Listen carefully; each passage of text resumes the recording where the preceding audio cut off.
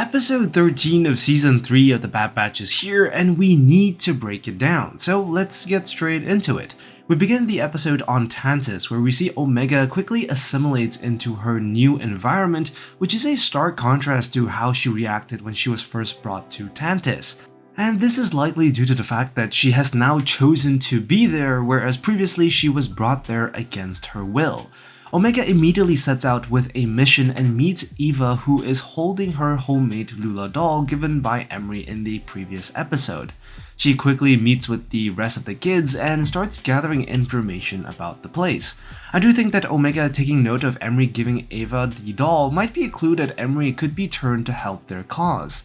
We cut back to the other Bad Batch members and Rampart as they wait for Echo's arrival. Echo calls Rampart a Hydrosnake, which is a new creature we have never heard before, and we quickly learn that in order for them to get the coordinates to Tantiss, they will need to infiltrate Imperial Station 003 orbiting Coruscant, and get it from a ship heading for Tantiss. And the station that we see orbiting around the planet is one of several space stations orbiting Coruscant.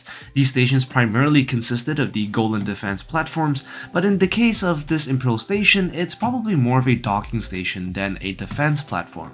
The team gives Rampart a captain's uniform and he says, "I can't wear this. It's a captain's uniform." Which I thought was kinda funny, very much in line with Rampart's obnoxiously high regard for himself. Back on Tantiss, Emerie takes a sample from Omega, and Omega studies her surroundings as she notes where the droid deposits the samples.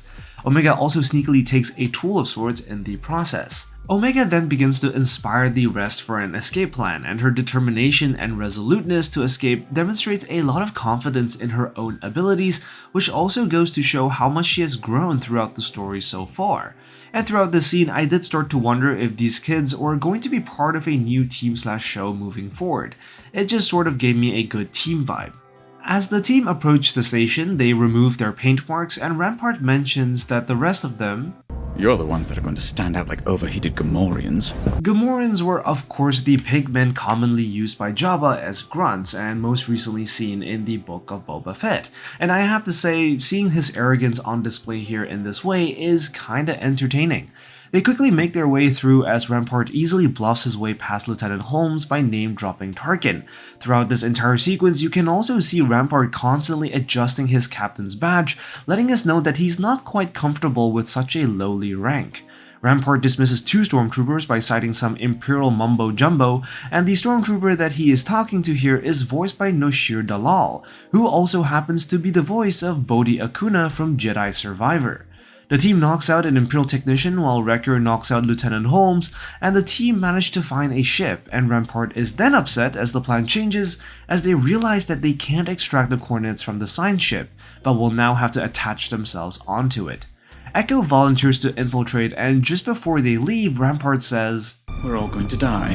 Which reminded me of another villain who said the same thing, albeit in a much darker tone. "You're all going to burn! We're all going to die!" Back on Tantiss, Omega begins her investigation as she tries to pry the panels open, but not before being spotted by Dr. Skalder, who previously appeared all the way back in Season 1 and also briefly appeared in Season 2. Omega manages to detach the panel and finds that the shaft does offer a way out.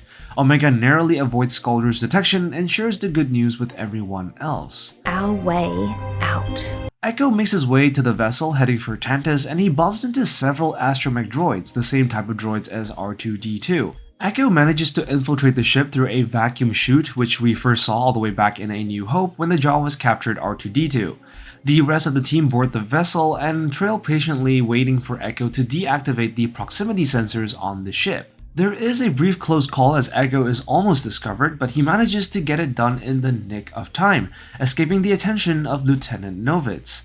And I have to say that this entire scene of Echo faking himself to be the stormtrooper does remind me of a particular scene in A New Hope. Who is this? What's your operating number? Boring conversation anyway. Although Echo does find a lot more success than Han. Rampart tries to get the team to abort the mission, but Hunter says, "Negative." Which is arguably the coolest scene of the entire episode, and with that off they go to Tantiss.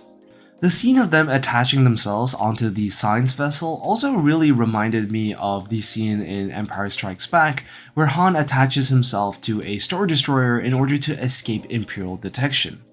And I think that this episode probably had one of the best pacing of the season so far, really just building suspense as we approach the finale of the show.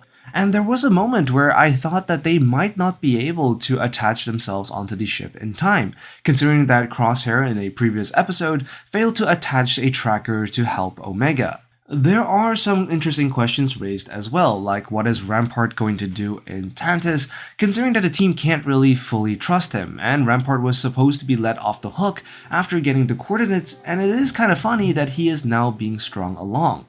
So I'm really looking forward to seeing how all this comes together in the end. Anyways, that's all for this breakdown. Be sure to like and subscribe, and I will see you in the next one. I am the Lost Acolyte, And I have spoken.